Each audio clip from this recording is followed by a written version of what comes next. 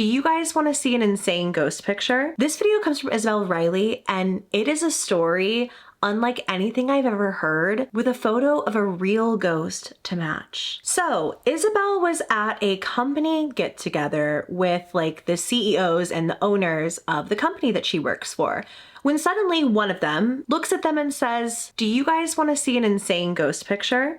He begins to tell us that he was in New Orleans at a restaurant called Antoine's. New Orleans, first of all, super haunted city. If you know, you know.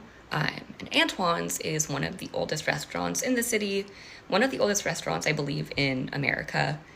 It has a lot of history. It used to be a jail.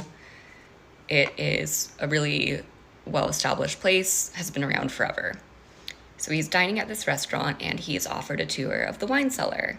The wine cellar is huge, has thousands of bottles of wine, probably worth millions of dollars. So he's taking a tour of the wine cellar, he's taking pictures. There's this guy in the wine cellar on a laptop who is apparently at auction buying more rare wine for the collection.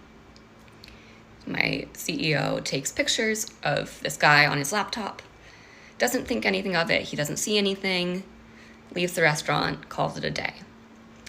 The next morning, he's looking through the photos and notices something in one of the pictures that he took in the wine cellar. I'm going to upload the first picture that he took. There's nothing that immediately jumped out in this picture, but I want to give a baseline. So this is the first picture that he showed me from the wine cellar. You can see this guy who is on his laptop at auction doing whatever. And here is the next picture that he took. So we all see that. That is a full body apparition. It looks like a woman in this like black Victorian dress. And when I was showed this, I genuinely had full body chills. That is insane. So he showed that to me. And keep in mind, he is showing me pictures from his camera roll. Like in sequence, time stamped.